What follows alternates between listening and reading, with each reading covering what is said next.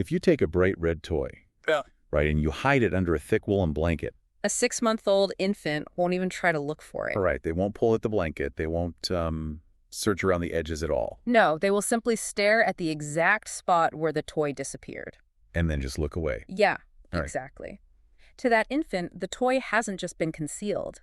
It has, for all intents and purposes, ceased to exist. They literally live in a universe where objects just vanish into thin air the second they're out of sight. It's quite mind-bending when you really think about it. It is. And that's exactly what we're getting into today. We are exploring how a human mind builds reality completely from scratch. Right. Because psychiatry, ultimately, is the study of how the brain, the mind, and experience interact. And crucially, how that incredibly complex process can go wrong. Exactly. So today's deep dive serves as a conceptual synthesis of Chapter 3.2 from Kaplan and Sadok's comprehensive textbook of psychiatry. Focusing specifically on Jean Piaget and cognitive development. Right. And for you listening, our mission today is not to just, recite a list of developmental milestones or textbook definitions. No, that wouldn't be very useful. We are here to actually build mental models. Yeah. We want to pull apart the underlying mechanisms of the developing mind. So that when you sit across from a patient in clinical practice, you genuinely understand the architecture of their thought processes. Exactly. Because the real danger in psychiatric practice, or even in general medicine, is treating the mind as if it were born complete. Like it's just waiting to be filled with facts. Right, like a passive sponge. But the mind is actually an active construction site, and the child is the lead architect. But, and this is key, the blueprint isn't predetermined, is it? No, not at all. The architect is constantly forced to rip up the plans and draw entirely new ones. Every single time they encounter a building material that, refuses to fit into their current understanding of structural engineering. That's a great way to put it. And to really grasp how this cognitive construction works, we have to look at the origins of this model. Which means tracing things back to Jean Piaget himself. Right. He lived from 1896 to 1980, and a lot of people don't realize this, but he didn't begin his career as a psychologist. Yeah, he was a zoologist, wasn't he? Yes, exactly. As a young boy in Switzerland, he actually spent his time meticulously classifying mollusk specimens at the local Natural History Museum. Mollusks, like snails and clams. Yeah, and that childhood obsession culminated in his doctoral thesis on mollusks in 1918. He was fundamentally studying biological organisms adapting to physical environments. Okay, so I'm trying to map this. A zoologist looking at snail shells. Mm-hmm. How does that become the foundation of human cognitive psychology? Well, think about his foundation, biological adaptation. Right. How an organism physically changes to survive in, say, a pond or a lake. Exactly. So he just applied that exact same biological lens to human intelligence. Oh, wow. So the mind isn't some mystical entity to him. No, it's just another biological organ trying to survive its environment. That is a huge conceptual leap. It really is. He viewed human intelligence as the ultimate form of biological adaptation. So after his work in zoology, what did he do? Well, he moved to Zurich. And there, he began combining rigorous laboratory observation with clinical psychiatric interviewing. Working directly under Eugen Bleuler, right? Spot on. He immersed himself in psychoanalysis, he read Jung, and he really started to understand the clinical interview as a powerful tool to uncover hidden structures. And then he relocated to Paris. Yeah, to work in Alfred Binet's laboratory. Now, at the time, Binet was standardizing the first modern reasoning tests for children. Basically the precursors to the modern IQ test. Exactly. And Binet's objective was highly pragmatic. He just wanted to count how many answers a child gets right, determine their mental age, and figure out who needs special educational support. But wait, if Piaget is looking at the mind as a biological organ adapting to an environment, he wouldn't care about a simple tally of correct answers, would he? Not at all. Because a correct answer just tells you the child successfully adapted. It's the failures where things get interesting. Right. The failures show you the absolute limits of the organism's current physical structure. So he must have been completely obsessed with the wrong answers. He was. He focused entirely on the errors. Using those psychiatric interviewing techniques he honed under Bleuler, Piaget began probing the children on exactly why they gave those erroneous answers. So if a child said, the sun follows them when they walk down the street. Piaget didn't just mark it incorrect with a red pen. He interviewed them to uncover the structural logic that made that answer feel entirely reasonable to them. That's brilliant. And through that, he uncovered that children are not just miniature, less intelligent adults who simply know fewer facts. Their minds operate on fundamentally different logic. Qualitatively distinct logical structures, yes. A 5-year-old's reality is mechanically, structurally different from a 10-year-old's reality. This historical context highlights an incredible irony to me. Ooh, how so? Well, think about American psychology in the 1920s and 30s. It was utterly dominated by behaviorism. Ah, right. John B. Watson and B.F. Skinner. Exactly. They were arguing that humans are essentially just stimulus response machines. The mind was a black box you couldn't look into. So you only measure observable inputs and behavioral outputs. Right. Yet here is Piaget over in Europe, completely ignoring the behaviorist trend and doing deeply qualitative philosophical interviews with kids. And despite that, in 1936, Harvard University awards him an honorary doctorate. But, and this is the funny part, the psychology faculty weren't the ones championing him. No, they largely ignored him because his methods entirely defied their behaviorist dogma. So who pushed for the degree? The sociology and business faculties. Really? Yeah. They were captivated by his meticulous clinical note-taking and his groundbreaking insights into how children negotiate rules and cooperate in problem-solving. That's amazing. The business school saw his value before the psychologists did. It actually took until 1969 for the American Psychological Association to formally recognize him with the Distinguished Scientific Contribution Award. Oh. They finally had to admit that he had taken epistemology, which is a branch of philosophy that had just been debated in armchairs for centuries, and transformed it into a rigorous empirical science. Okay, so that brings us perfectly to the core conceptual framework of his theory, what he termed genetic epistemology. Yes. Now, for you listening, especially if you have a medical background, the word genetic immediately conjures images of DNA, chromosomes, inheritance. Right, but we need to put Watson and Crick out of our minds for a moment. Exactly, because epistemology is the philosophical study of knowledge, how we know what is true. So genetic in this context refers to the genesis. The chronological origin and development. Precisely. The genesis of logic and higher level thinking. He's fundamentally asking how the very capacity for knowledge generates itself over time. To really appreciate how radical genetic epistemology is, we need to place Piaget on the philosophical spectrum of human knowledge, right? We do. So on one extreme, we have nativism. In philosophical terms, this is Immanuel Kant arguing that humans are born with innate, hardwired categories of space and time. And in psychological terms. That would be Arnold Gesell's maturational theory. It posits that child development unfolds in a predetermined, rigid biological sequence. So under nativism, you basically just feed the child, keep them safe from harm, and their intelligence will bloom on a strict genetic timetable. Right, regardless of what they actually do. Got it. And sitting on the absolute opposite end of that spectrum is empiricism. Yes, the classic behaviorist view. The mind is a tabula rasa, a blank slate. Exactly. Empiricism argues that all knowledge is just the mechanical accumulation of sensory data. You encounter a stimulus, you experience a consequence, and you store that data. The environment dictates absolutely everything. The child is just a passive receptacle accumulating conditioned responses over time. So where does Piaget sit? He rejected both extremes completely. Well, he argued that if nativism were entirely true, children wouldn't make the bizarre, structurally consistent logical errors they do. The logic would just unfold perfectly. Right. And if empiricism were entirely true, then you could teach a 2-year-old calculus just by conditioning them enough, which is, of course, biologically impossible. So he proposed a middle ground. Yes. Constructivist structuralism. Constructivist structuralism. That's a mouthful. It is, but the fundamental premise is quite elegant.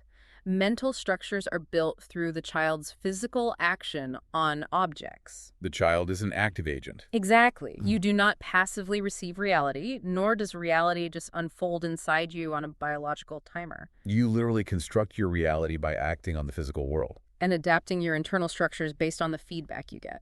Let's pull apart the actual mechanics of that adaptation, because the textbook states that cognitive growth is driven by 2 twin engines. Assimilation and accommodation. Right. So if we use a biological metaphor, assimilation is basically like eating an apple. Good analogy. Your body takes a foreign object from the environment, chews it up, breaks it down with stomach acid, and transforms it so it can be drawn into your existing cellular structure. Right. And cognitively, assimilation is that exact same inward-directed tendency. You take a new environmental event and you force it to fit into the mental categories you already possess. So if a toddler has a schema, for a dog, let's say, a furry creature with 4 legs, Okay. and they see a sheep in a field, they will point at it and yell, "Dog." Yes. They are assimilating the sheep into their existing cognitive structure. Mechanically, assimilation is the conservative force of human intellect. It ensures continuity. Exactly. It allows us to navigate the world without having to relearn what an object is every single time we encounter a slight variation. But wait, if assimilation were the only engine of the mind, cognitive development would be completely impossible. Why is that? Because we would just walk through life aggressively hallucinating our existing categories onto everything we encountered. We'd never learn anything new. Spot on, which means there has to be a mechanism for breaking those categories open when reality flat out refuses to be digested. Okay, so pushing the biological metaphor further, what happens when the environment feeds the body a complex synthetic chemical it has never encountered before? The existing digestive enzymes fail. The body cannot assimilate it. It experiences physiological stress. And to survive, the organism might have to synthesize entirely new enzymes or drastically alter its metabolic pathways. And that is accommodation. Yes, accommodation is the outward-directed tendency. It is triggered when an environmental event fundamentally contradicts the child's internal structure. So back to the sheep. The child calls the sheep a dog, but then the sheep goes, "Bah!" instead of barking. Right. The sheep's behavior refuses to fit the dog schema. This creates a state of cognitive tension. Exactly. And to relieve that tension, the inner structure itself must adapt. The child has to construct a brand new category, a new schema for sheep. Yes. Accommodation alters the architecture of the mind to reflect the nuances of external reality. So you have this dynamic, ongoing friction between these two engines. Assimilation, trying to keep things exactly the same, and accommodation, forcing structural changes. And Piaget called that ongoing friction equilibration. Equilibration. I want to Yeah. make sure I am understanding this mechanistically rather than just treating it as a vocabulary word. Sure. Because equilibration isn't just a state of calm, is it? It is the active, mobile process of compensating for an external disturbance. Right. It sounds almost identical to physiological homeostasis, where the body shivers to generate heat when the external temperature drops. It is exactly the cognitive equivalent of homeostasis. When a child encounters information that shatters their current worldview, they enter cognitive disequilibrium. Which, in clinical terms, is basically a state of anxiety or confusion. Yes, and the mind cannot tolerate prolonged disequilibrium. It is intensely driven to restore balance. But it doesn't restore balance by just retreating to its old, inadequate structures, does it? No, it restores balance by moving forward. It creates a more complex, highly integrated structure that can successfully encompass the new information. So intelligence is not a static trait. Not at all. It is the continuous process of equilibration pushing the mind toward greater adequacy. Okay, so as this process iterates thousands of times a day, the child builds these schemata. Yes. And a schema usually starts as a physical action. Like a grasping schema or a sucking schema. Exactly. Later, Piaget says these physical schemata become internalized and transform into operations. But how does a child go from physically grabbing a wooden block to performing complex mental operations? The mechanism he describes for that is called reflective abstraction. Reflective abstraction. Okay, we have to differentiate this from simple abstraction, otherwise the whole theory falls flat. We do, because simple abstraction is just noticing that a fire engine, an apple, and a stop sign are all red. Right. It is abstracting a physical property directly from objects. Yes. So how does reflective abstraction work? Well, if simple abstraction gathers content knowledge, reflective abstraction builds the container itself. Oh, that's interesting. Walk me through the mechanics of that. Let's look at an infant holding a plastic rattle. In the very first weeks of life, that infant does not possess a unified concept of space. They just experience a disjointed sensory world. Right. They have visual space, tactile space, and auditory space, but these are not neurologically integrated yet. Okay. When the infant shakes the rattle, they feel the hard plastic in their hand, they see the bright yellow object move across their visual field, and they hear the clacking sound. So where does the abstraction come in? Reflective abstraction occurs when the child's mind abstracts a concept, not from the rattle itself, but from the actions they are performing on it. Wait, from the coordination of the actions? Exactly. By actively coordinating their hand movement with their eye tracking, the child abstracts the concept of a unified three-dimensional space. That is staggering. The logic comes from the coordination of actions, not the physical properties of the object. Yes. The child is literally building the spatial dimensions of reality through movement. Wow. Okay, that perfectly brings us to section 2, mechanisms of models, specifically Piaget's theory of stages. Right, because the mind is structurally rebuilding itself through equilibration, development isn't just a smooth upward curve of accumulating facts. It happens in qualitatively distinct leaps. Yes. And for a clinician, failing to recognize these distinct architectures of thought means your diagnostic conclusions will be fundamentally flawed. You will interpret a normal cognitive limitation as a pathological symptom. Exactly. Let's break down stage 1, the sensorimotor period. This covers birth to roughly 2 years of age. And it is called sensorimotor because there is no language, no symbolic thought, no internal monologue. Intelligence is just pure perception and bodily movement. Right. Now, Piaget actually subdivided this 2-year period into 6 incredibly granular substages. Which really reveals the mechanical progression of thought. Let's go through them. Substage 1 is simply inborn reflexes, right? Yes. The infant sucks, grasps, and looks, but these actions are largely disconnected. And by substage 2? We see primary circular reactions. The infant accidentally brings their hand to their mouth. It provides sensory pleasure, so the infant then actively tries to recreate that motor loop.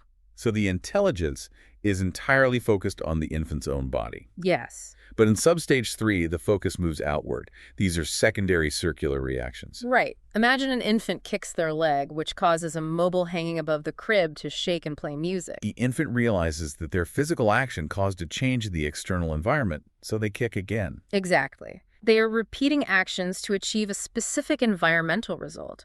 But they aren't experimenting yet. They're just mashing the same button over and over. Makes sense. Then substage 4 brings the coordination of these secondary schemas. Yes. The infant can now push a blanket out of the way to reach a toy. They're separating the means from the ends. Precisely. Which leads to substage 5, where true scientific curiosity emerges. These are tertiary circular reactions. So they no longer just repeat the same action. No, they actively vary their behavior to observe different outcomes.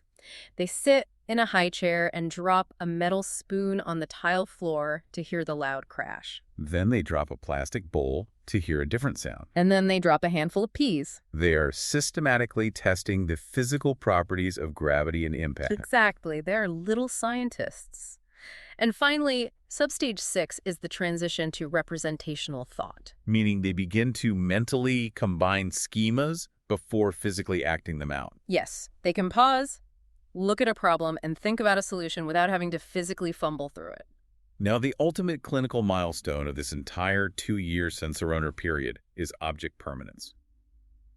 Let's really look at the mechanics of how this develops. Okay. As I mentioned in the introduction, a baby in the first few substages simply acts as if a hidden toy has been annihilated. Out of sight is out of mind. Right. But by substage 4, around 8 to 12 months, they begin to actually search for it. Yes. If I take a toy and hide it under blanket A, the baby will reach out and lift blanket A to find it. But here is the fascinating structural limitation. If I repeatedly hide the toy under blanket A, and then right in front of the baby's eyes, I move the toy and hide it under blanket B. The baby will immediately search under blanket A. Why? Their eyes physically saw it go under blanket B. Why does their brain command them to look under A? Because mechanically, their concept of the object's existence is still fused to their motor action of retrieving it. Wait, really? Yes. The infant hasn't abstracted the concept of an independent object yet. Their internal logic fundamentally dictates. The motor action of reaching under blanket A is what summons this toy into existence. That is a profound egocentrism of action. It is. It isn't until substages 5 and 6 that the child can successfully track multiple visible displacements and eventually even hidden displacement. So when they finally look under blanket B directly, they have achieved true object permanence. Yes. The object has finally been liberated from the child's action. It exists independently in time and space. And this is the foundational prerequisite for all human knowledge, isn't it? Yeah.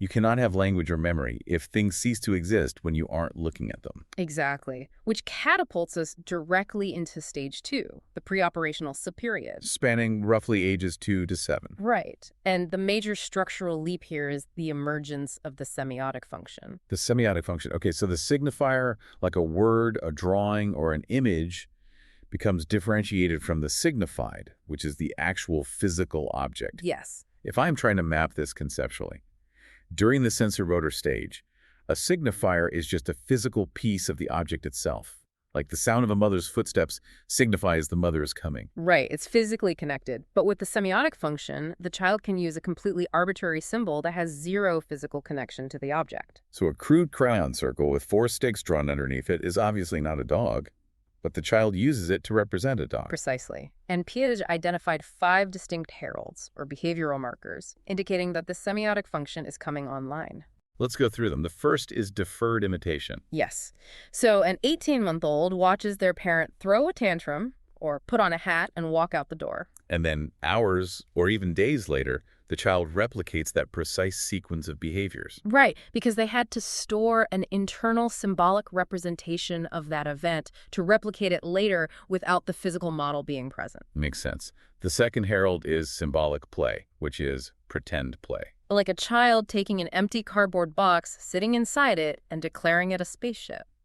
Now, if I look at this through the lens of assimilation and accommodation we discussed earlier, something fascinating is happening here. How so? Well, in deferred imitation, the child is forcing themselves to copy reality, right? So accommodation outweighs assimilation. Correct. But in symbolic play, the child is bending physical reality to match their internal imagination. Ah, yes. Piaget called this liberating assimilation. The physical properties of the cardboard box are completely overridden. The box is violently assimilated into the schema of a spaceship. I love that phrase, liberating assimilation. So what are the remaining 3 heralds? They are drawing, mental imagery, which, by the way, Piaget proved is not just a passive photographic memory, but an active structural reconstruction of an event. And the final one. The verbal evocation of events. Spoken language. The child can finally say, Grandpa went away, long after Grandpa has actually left the room. They can manipulate reality using words. Now, if you are listening to this and you have a 4-year-old at home, you might be thinking, hang on, my child argues with me, negotiates for cookies, speaks in full sentences. They seem incredibly logical. But Piaget insists they are preoperational. Right. They lack true logical operations. Exactly. They are completely dominated by immediate visual perception rather than underlying structural logic. So how do we expose that lack of structural logic? By entering stage 3, concrete operations. This covers ages 7 to 11, and the hallmark of this transition is the attainment of conservation. Conservation. Let's define that clearly. It is the logical certainty that a fundamental characteristic of an object like its mass, volume, or number remains invariant even while its perceptual appearance is radically transformed. Okay, let's walk through the classic conservation of quantity experiment to make this concrete. Perfect. You sit a 5-year-old pre-operational child at a table. You place 2 identical short, wide glasses in front of them, both filled with exactly the same amount of orange juice. Right. You ask the child, do these glasses have the same amount of juice? The child looks, compares them, and says yes. They do. Then, while the child is watching, you take one of those short glasses and pour the juice into a tall, incredibly narrow cylinder. The physical level of the juice is now much higher. Yes. You ask the 5-year-old which glass has more juice. What is the mechanical process happening in their brain right then? The 5-year-old will point to the tall cylinder and confidently assert that it holds more juice. Even though they just saw you pour it. Yes. Mechanically, their thought process is captive to a single, static, perceptual dimension, the height of the liquid. They lack the cognitive operation required to mentally reverse the action they just witnessed. But if you perform the exact same experiment with an 8-year-old in the concrete operational stage, they will look at you as if you are insulting their intelligence. They will say, they have the same amount, you just poured it from here to there. If you pour it back, it will be exactly the same. Because the 8-year-old has developed operations. Right. The textbook defines an operation as an interiorized, reversible action that is part of an organized system. I really want to unpack this concept of reversibility. Okay. Because my instinct is to think of reversibility simply as hitting rewind on a video player in your head. Yeah. Just playing the memory backwards. A lot of people think that, but Piaget is arguing it is an actual mathematical logical structure. It is not a video recording. It is an algebraic mechanism. Wow. Okay, break that down. Piaget defined 2 specific types of reversibility. The first is inversion. Inversion. Yes. The physical action of pouring the liquid into the tall glass can be defined as an operation. Let's call it plus A, plus A. The child understands that there is a reciprocal logical operation, pouring it back minus A, which perfectly cancels out the initial action. Okay, that makes sense. And the second type? The second is reciprocity. The child simultaneously holds two dimensions in their mind, height and width. Ah, They understand that the relationship where the new glass is taller, let's say A is greater than B, is perfectly offset by the fact that the new glass is narrower, B is less than A. the increased height is perfectly compensated by the decreased width. Exactly. This mechanism applies directly to numbers, doesn't it? Mm. Which has massive clinical and educational implications. Huge implications. Let's look at the conservation of cardinal numbers. Right. You place 5 blue poker chips in a row. Then directly beneath them, you place 5 red poker chips, spaced exactly the same. The 5-year-old looks at them and says there's an equal number. Yes, but if you take the bottom row of red chips and spread them far apart so the line is physically twice as long. The 5-year-old will insist there are now more red chips. Exactly. They are completely blinded by the perceptual length of the row. Now, for child and adolescent psychiatrists listening, this is a critical diagnostic touchstone. Absolutely. Imagine an early primary school student being referred to your clinic for a severe arithmetic learning disability. They just cannot grasp basic addition or subtraction. If the clinician doesn't understand Piaget, they might instantly diagnose a neurological deficit or dyscalculia. But if the clinician assesses the child and realizes they haven't yet achieved the structural milestone of number conservation, the diagnosis changes entirely. Because you cannot teach a child that 2 + 2 = 4 if their brain structurally believes that moving objects further apart magically creates more of them. Right. Preoperational logic provides an entirely inadequate foundation for mathematics. The child isn't disordered, they are simply developmentally preoperational. That is such an important distinction. Now, beyond conservation, the concrete operational stage also brings class inclusion. Yes. This is the ability to understand that a superordinate category contains subordinate categories. So if you show a preoperational 6-year-old a picture containing, say, 3 cats and 5 dogs, and you ask them, are there more dogs or more pets in this picture? The child will predictably say, more dogs. Mechanically, why? Because they cannot simultaneously focus on the parts the dogs and the whole the pets. The moment they focus their attention on the dogs, the abstract concept of pets dissolves. But an 8-year-old can hold that hierarchical structure in their mind and correctly answer more pets. Yes. They also master seriation. That's the ability to logically order objects along a quantitative dimension, like arranging a set of sticks from shortest to longest without resorting to blind trial and error. However, we must emphasize the word concrete here, right? Very much so. The 8-year-old possesses immense logical power, but it can only be applied to tangible, physical objects that they can see, touch, or easily imagine. If you ask them a purely abstract logical question, the system just breaks down. It does. Which brings us to the summit of Piaget's cognitive mountain, stage 4, formal operations. This transition begins around age 11 and solidifies throughout adolescence. Right.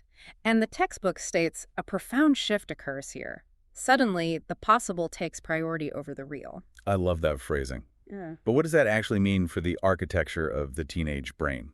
Well, for a child in concrete operations, reality is the boundary of existence. Possibility is just a minor, immediate extension of what is already sitting right in front of them. Okay.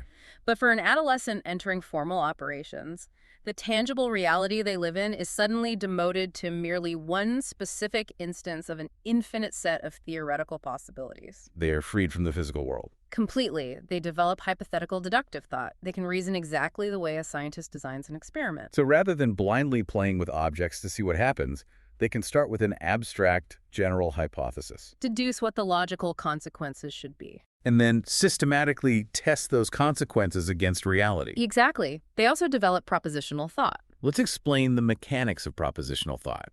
Okay, if you present a concrete operational child with a verbal transitive inference puzzle, something like, John is taller than Bill and Bill is taller than Sam, who is the tallest? They will struggle unless you give them dolls to represent the boys. They need the physical referent. But the adolescent can execute that logical operation entirely within the symbolic realm.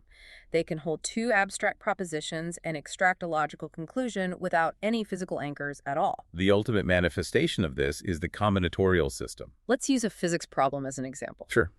Let's say an adolescent is trying to figure out what determines the size of the crater made by an object dropped into mud. Is it the weight of the object, the height it drops from, the shape of the object, or its velocity? A concrete operational child will just randomly throw different objects from different heights and make a loose guess based on the messy results. So how does the formal operational adolescent solve it? The adolescent systematically isolates variables. They recognize that to find the truth, they must hold weight, shape, and speed perfectly constant and only manipulate the height. Then they hold height constant and only manipulate the weight. Exactly. They generate a matrix of all possible combinations and systematically exhaust them. This is the bedrock of scientific reasoning. But this immense cognitive upgrade comes with a significant psychological toll, doesn't it? It really does. Piaget noted a fascinating phenomenon. Every time a child transitions to a major new cognitive stage, there is a temporary resurgence of egocentrism. Let's track that. In the sensorimotor stage, egocentrism was physical. The baby couldn't separate objects from their own actions. Right. And in the preoperational stage, egocentrism was perspective-based. The toddler assumed you could see exactly what they were seeing, even if you were in another room. But adolescent egocentrism is entirely different, and it explains so much of adolescent psychiatric presentations. Yes.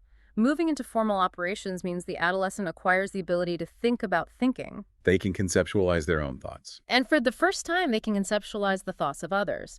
But initially, the system is wildly uncalibrated. The adolescent assumes that everyone else in the world is as intensely obsessed with the adolescent's behavior, appearance, and flaws as the adolescent is themselves.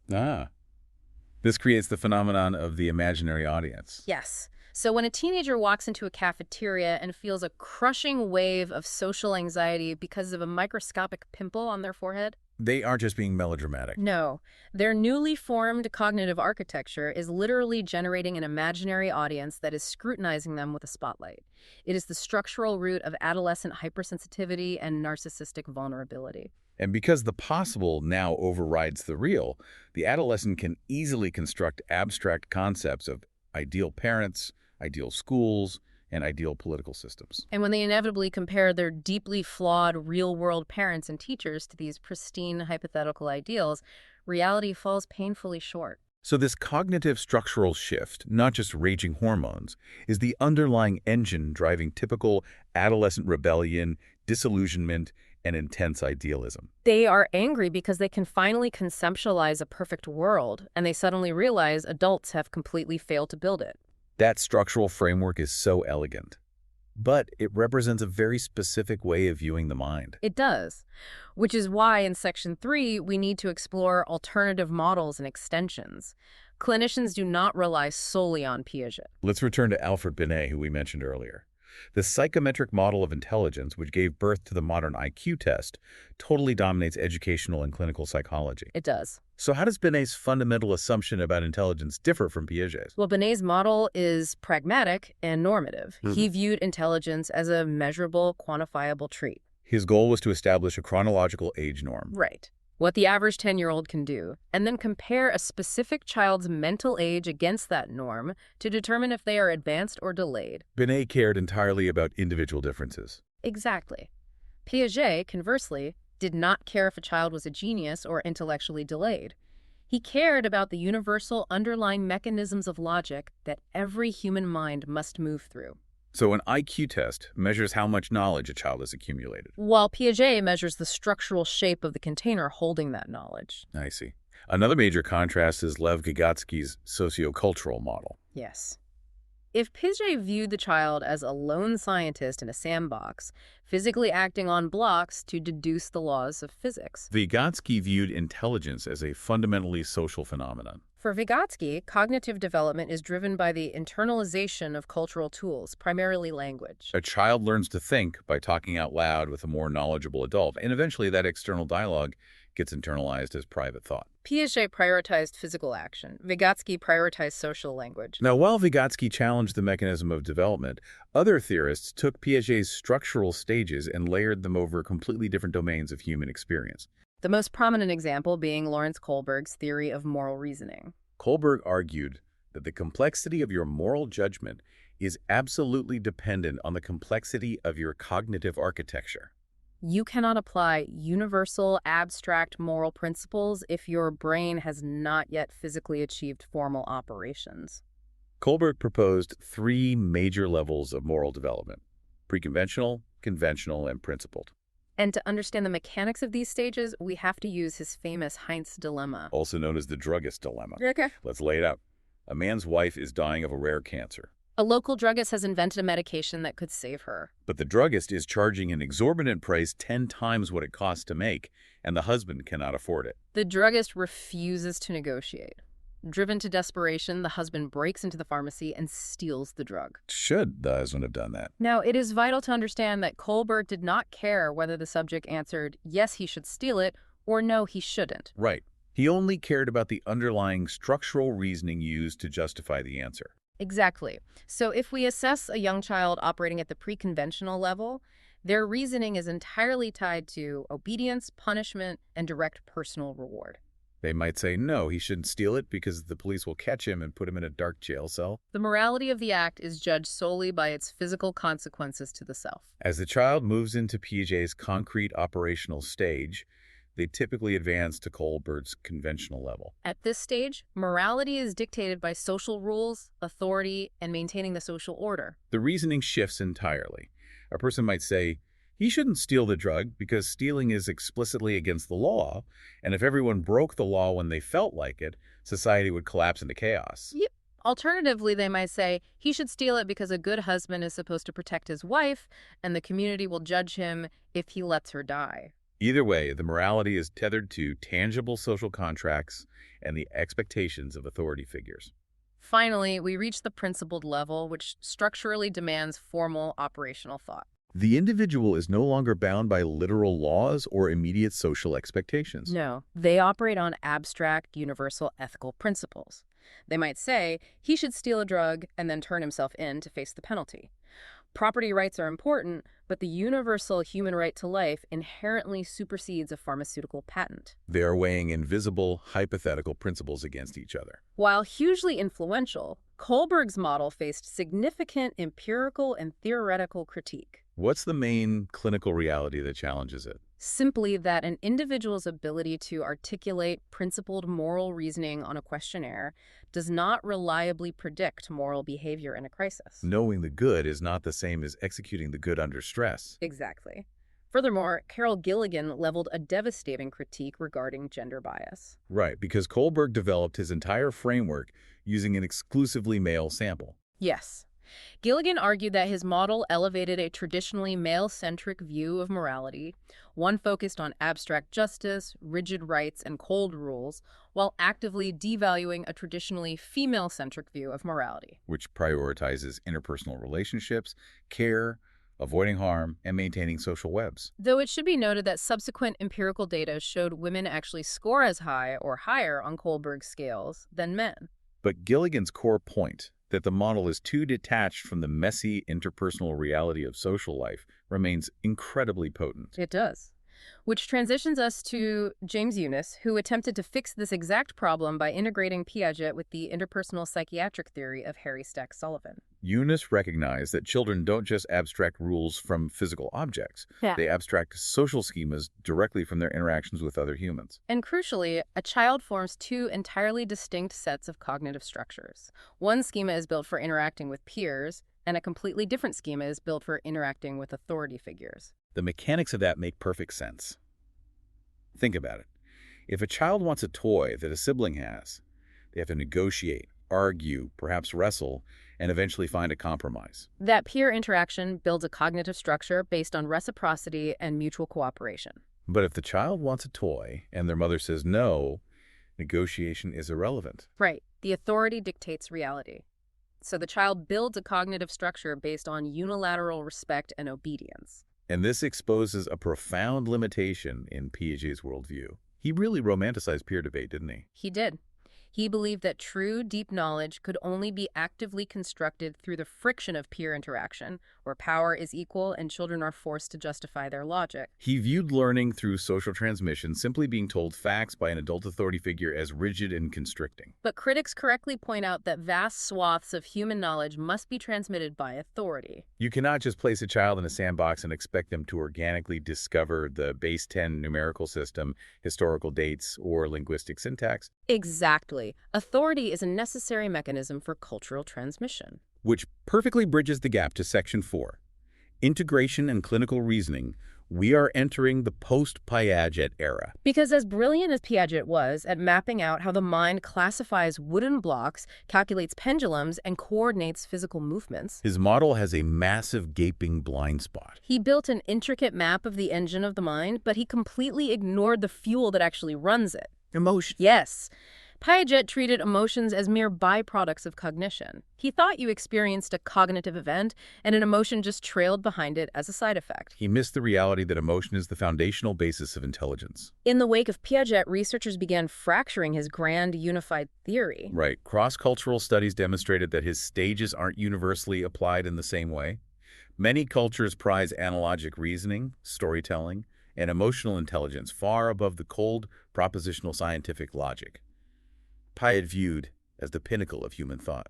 We also saw the rise of theory, which argues that children don't have one massive logical structure, but rather act like domain-specific scientists, having one theory for physics and a completely different theory for psychology. And script theory, showing we learn reality through narrative sequences, like the restaurant script, where you walk in, wait to be seated, read a menu, and order.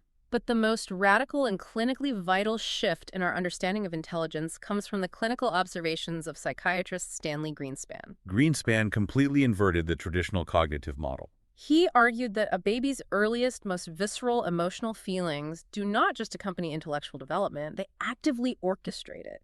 Emotion is the architect of cognition. To understand the sheer clinical magnitude of Greenspan's model, we really need to examine case study 1, Kara. Okay. Kara is a 12-month-old girl who was brought in for a developmental assessment. The initial evaluator used a traditional Piagetian approach. They sat Kara at a table, placed an interesting bean under a plastic cup, and waited to see if Kara would lift the cup to find it. A classic test of substage 4 object permanence. Exactly. And what did Kara do? She aggressively knocked the cup off the table, completely ignored the bean, refused to babble, and flung the rest of the testing toys across the room. So the traditional evaluator tallied her score and concluded she was suffering from a significant cognitive delay. Mechanically, the evaluator assumed that because she failed the physical logical task, she lacks the underlying cognitive structure. But then an assessor trained in Greenspan's developmentally based model entered the room. This clinician didn't care about the bean. No. He observed Kara's spontaneous behavior and noticed that while she was rejecting the toys, she was showing a mischievous, intense interest in reaching up and yanking her mother's nose. So the assessor told the mother, stop trying to make her look at the cup. Ah. Lean in, let her pull your nose, and when she does, playfully say, toot toot. The mother leans in. Kara grabs the nose. The mother says, toot toot. Kara's eyes widen. She smiles, and she immediately reaches up to pull the nose again. The mother repeats the sound. Within minutes, Kara is eagerly thrusting her own nose toward her mother's face. The mother gently squeezes Kara's nose, and Kara looks up and chirps, "Mo, Mo!" Her very first spoken words. This completely dismantles the initial diagnosis. What underlying cognitive architecture did Kara just demonstrate by playing that game? Well, she demonstrated anticipation of consequences, intentional two-way communication, and high social initiation.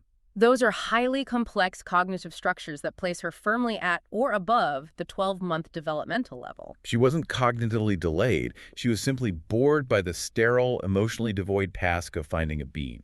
Kara was a highly physical, sensation-seeking child. Her cognitive apparatus needed to be routed through an experience that provided intense emotional and physical feedback. By altering the interaction to follow her emotional lead, her latent cognitive abilities were instantly unlocked. Greenspan proved that assessing intellect as a pristine system separate from the passions is a fundamental clinical error. Let's look at a much more severe presentation. Case study 2. Ashley. Ashley is a 2-year-old girl diagnosed with an autistic disorder. Her clinical presentation is severe. She is completely nonverbal, avoids all eye contact, and spends hours sitting in the corner staring blankly while persistently, rhythmically rubbing a rough patch of a carpet.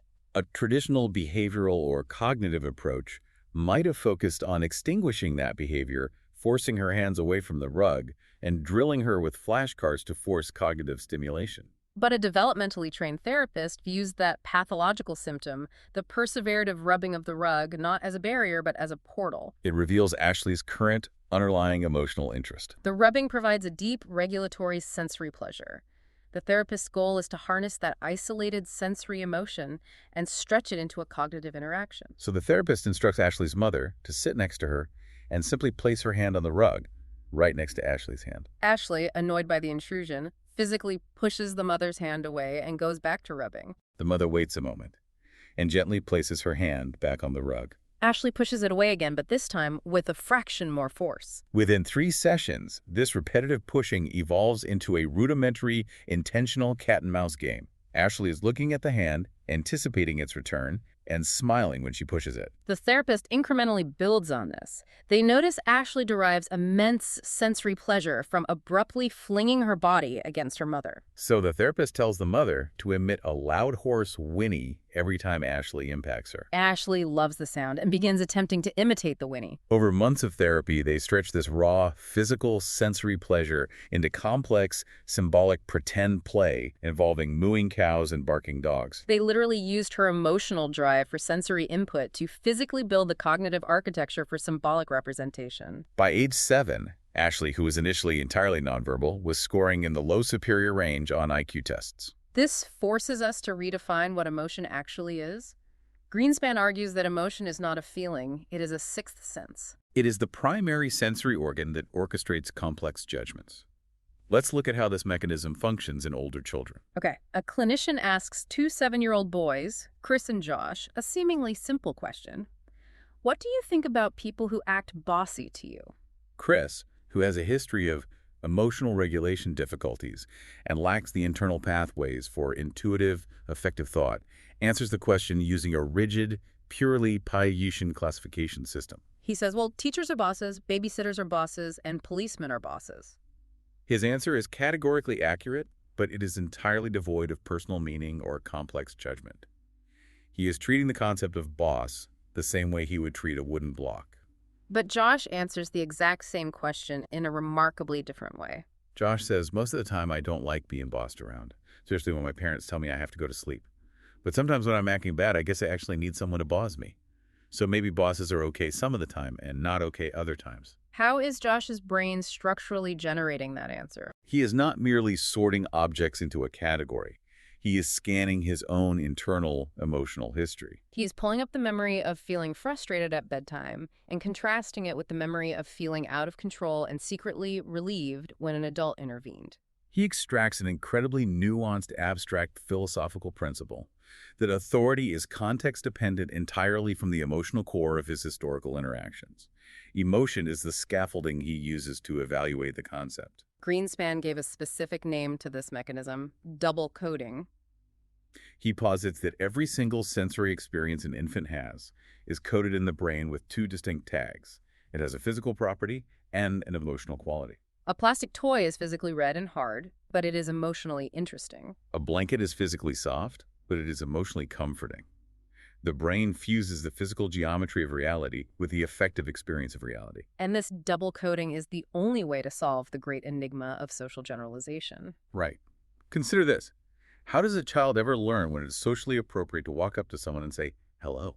They do not memorize a flowchart of cognitive rules regarding facial expressions and proximity. The mechanism is entirely emotional.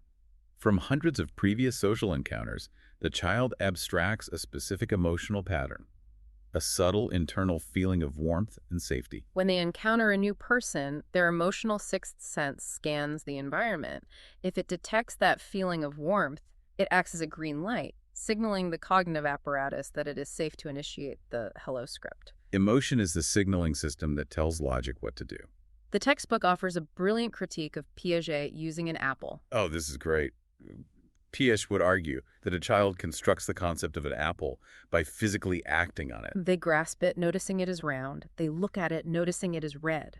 They weigh it in their hands, discovering it is heavier than a grape but lighter than a melon. But Greenspan counters that this only gives you the physical shell of an apple. You truly abstract the robust, multidimensional concept of an apple by experiencing the visceral relief of biting into one when you are starving.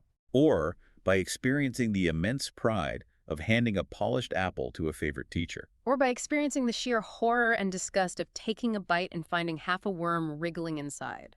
Those intense, affective experiences are the actual mortar that holds abstract concepts together. Which naturally leads us to Section 5, developmentally based psychotherapy. How does a psychiatrist take this intricate synthesis, Piaget's structural cognitive stages, and Greenspan's emotional engine, and apply it to a patient sitting in a clinic in active distress? Greenspan mapped this out through his developmental structuralist model, identifying 6 vital levels of ego development. We really need to spend time on each of these, because a deficit at any level dictates the entire trajectory of therapy. Let's walk through the architecture of a healthy ego. Level 1 is the most fundamental.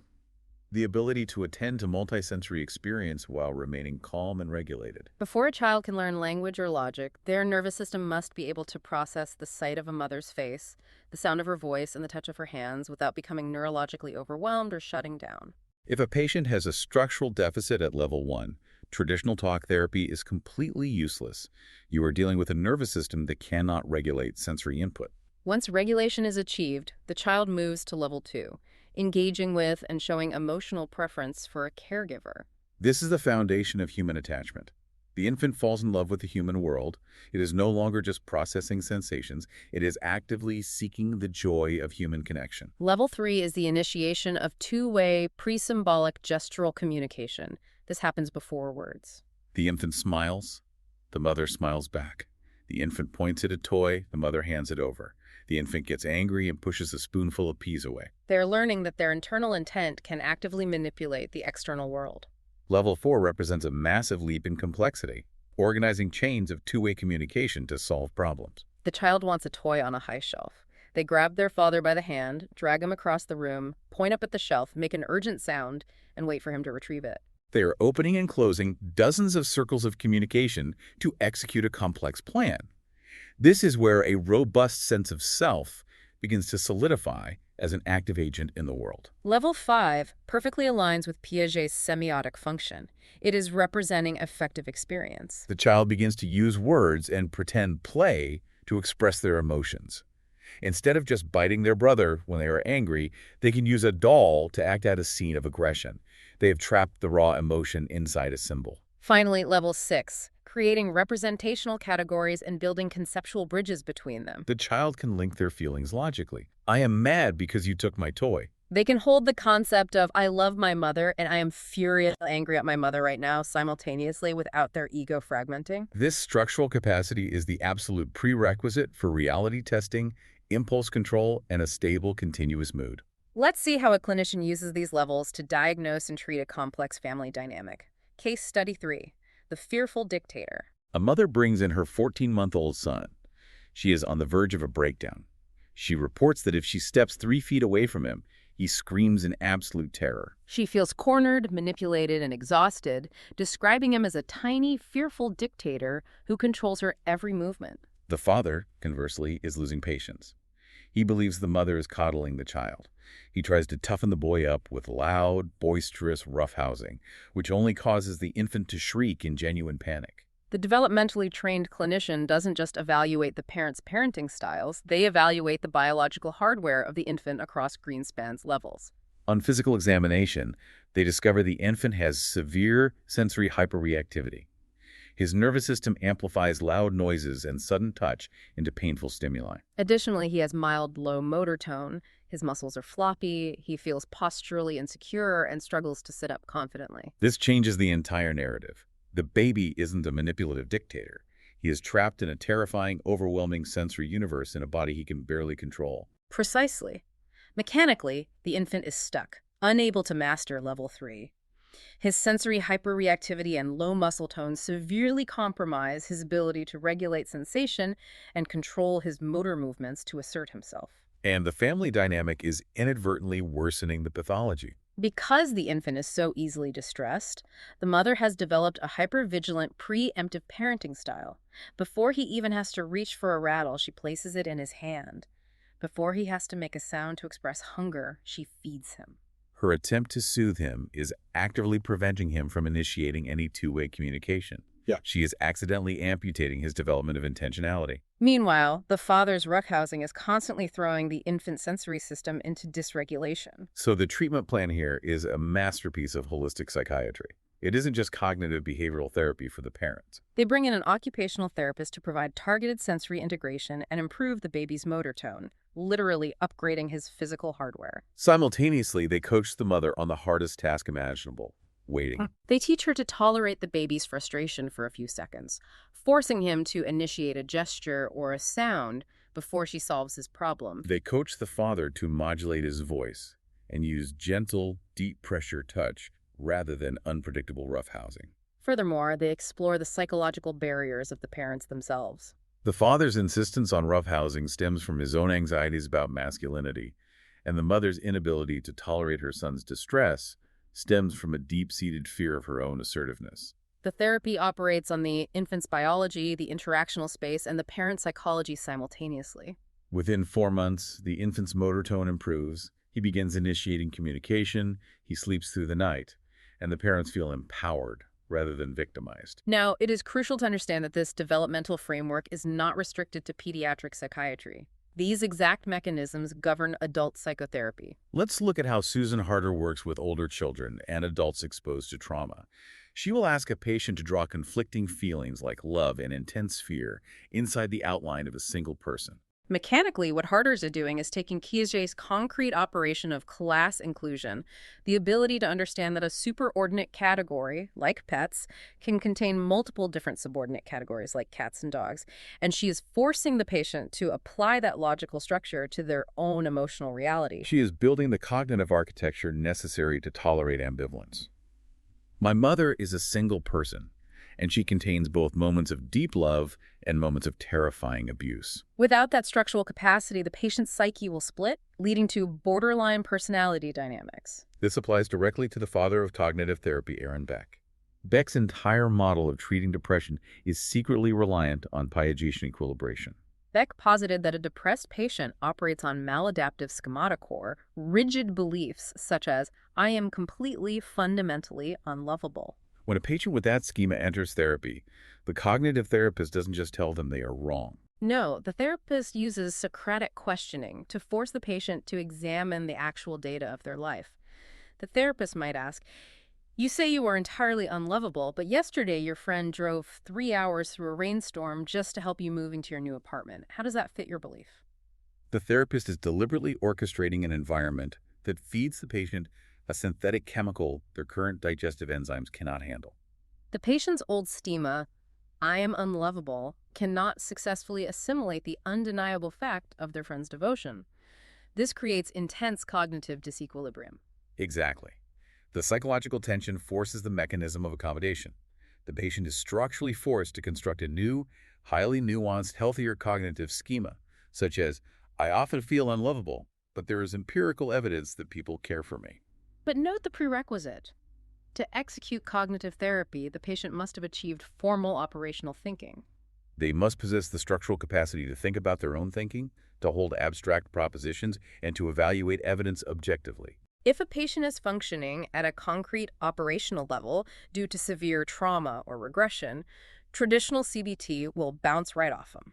We see a similar application in dialectical behavior therapy, or DBT, developed by Marshall Linehan. DBT frequently utilizes a tool called chain analysis. When a patient engages in a self-damaging behavior, the therapist forces them to trace the narrative backwards. What was the vulnerability factor? What was the prompting event? What did you physically feel? What was the thought? What was the action? What was the consequence? This is a direct clinical application of script theory. The therapy relies entirely on the patient's structural ability to abstract a chronological narrative sequence of their own internal states. Ultimately, mastering these core developmental processes, the ability to regulate sensory input, engage warmly with another human, communicate intent, represent feelings and symbols, and reflect on those symbols logically is the absolute prerequisite for a stable mind. Every anxiety disorder, every personality conflict, and every maladaptive behavior that brings an adult into a psychiatric clinic represents a structural fracture somewhere along this developmental continuum. We have journeyed through an immense conceptual landscape today, moving from mollusks to moral reasoning. Let us distill this synthesis into our key takeaways. First, cognitive development is not the linear accumulation of facts. It occurs through qualitatively distinct stages, from sensorimotor action to preoperational symbols to concrete logic, culminating in formal abstract thought. Each stage represents a fundamentally new architecture of the mind. Second, the twin engines of adaptation assimilation, forcing reality into existing schemas, and accommodation, altering schemas to fit reality, drive all learning, managed by the constant pursuit of equilibration. Third, development reflects the continuous restructuring of thought. A child's mind is not a broken adult mind. It is operating perfectly according to its current structural blueprints. Fourth, egocentrism naturally decreases as perspective-taking develops, though it reliably reappears in new forms during major stage transitions, most notably generating the imaginary audience and idealism of adolescence. Fifth, understanding the emotional basis of intelligence is vital. Emotions do not just accompany thoughts, they orchestrate cognitive operations. Through double coding, they provide the meaning and the signaling system required for abstract concepts and complex social judgments. And finally, sixth, understanding a patient's developmental stage is absolutely essential for interpreting their behavior. You cannot diagnose pathology until you understand the structural constraints of the mind generating the symptoms. All right, it is time for our learning reinforcement. I'm going to ask 6 single best answer style questions designed to test your grasp of the concepts, mechanisms, and clinical reasoning we covered today. I encourage you to pause the audio after I read the question, actively formulate your answer, and then unpause to hear the mechanical explanation. Excellent, let's do it. Question 1 on concept. According to Piaget's model of constructivist structuralism, what is the precise term for the dynamic, mobile process that internally structures developing intelligence by compensating for external disturbances and forcing the mind to resolve cognitive tension? Pause the audio now. The answer is equilibration. It is the cognitive equivalent of homeostasis. It is not a static state of rest, but the active balancing mechanism that dictates when assimilation is sufficient and when accommodation must be triggered to adapt to a novel environment. Question 2 on mechanism. You're evaluating a 5-year-old child. You present them with 2 identical balls of clay. After they agree the balls are equal, you flatten one ball into a pancake shape while they watch. The child insists the pancake now has more clay because it looks wider. Mechanically, what logical operation is this child lacking? Pause the audio now. The answer is conservation, specifically the lack of reversibility. The child cannot mentally execute the algebraic operation of inversion, mentally rolling the pancake back into a ball, or reciprocity, understanding that the increased width is perfectly offset by the decreased height. Their logic is held captive by single-dimension visual perception. Question 3 on clinical reasoning. An adult patient in cognitive behavioral therapy holds the rigid core belief, I am a complete failure. The therapist uses Socratic questioning to systematically review the patient's highly successful career history, intentionally creating a state of psychological cognitive dissonance. In Piagetian terms, the therapist is attempting to force which specific biological mechanism to alter the patient's core schema. Pause the audio now. The answer is accommodation. The therapist is feeding the patient data of the successful career that cannot be digested or assimilated by the current toxic schema of I am a failure. The resulting disequilibrium forces the internal structure of the mind to mutate and build a new, more adequate schema to house the reality of the evidence. Question 4 on concept. In Lawrence Kohlberg's extension of Piaget's work into moral development, an individual argues that stealing the cancer medication is wrong purely because it violates the penal code, and if laws are broken, the social order of the community will collapse. This reasoning places them at which specific level of moral development? Pause the audio now. The answer is the conventional level of morality. The individual's moral architecture relies on maintaining social contracts, adhering to the expectations of authority, and preserving societal structure, which conceptually aligns with the concrete operational stage of cognitive development. Question 5 on mechanism. According to Stanley Greenspan's model of emotional intelligence, how does a young child fundamentally learn to navigate highly nuanced social situations, such as judging whether a stranger is safe to approach? Pause the audio now. The answer is through double coding and abstracting an emotional pattern. The child does not evaluate the stranger using a cognitive checklist of physical features. They rely on their emotional sixth sense to detect a subtle, historically abstracted feeling of warmth or safety, which then signals the cognitive apparatus that approach is acceptable. Question 6 on clinical reasoning. An infant presents in the clinic. The mother describes the baby as a manipulative dictator who screams whenever she steps away. Clinical assessment reveals the baby has significant sensory hyperreactivity and low motor tone, and the mother constantly anticipates his needs, placing a bottle in his mouth before he can cry. According to Greenspan's developmental structuralist model, which specific developmental stage is currently failing to form? Pause the audio now. The answer is level 3, the initiation of two-way pre-symbolic gestural communication. The infant's biological hardware deficits, the sensory overload and poor muscle tone combined with the mother's preemptive hypervigilant behavior are physically preventing the child from learning that their own intentional actions can elicit a response from the world. Fantastic. As we conclude this deep dive, we want to leave you with a final provocative thought that synthesizes Piaget and Greenspan into our modern context.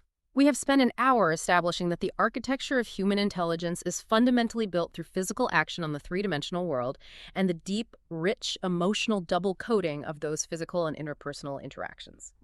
This raises a profoundly urgent question for our era. What happens to the structural architecture of the developing mind in a digital age? If physical action is increasingly reduced to a single repetitive motor movement, swiping a flat glass screen, and messy, nuanced interpersonal emotional cues are replaced by curated, frictionless algorithmic feeds, what kind of cognitive structure are we building? If the child is the architect of their own mind, what happens when we replace bricks and mortar with digital illusions? Something to carefully consider the next time you see a toddler holding a tablet. Here are the details of this episode. Piaget and cognitive development. Byline. The mind is not born complete. It builds itself through interaction with the world.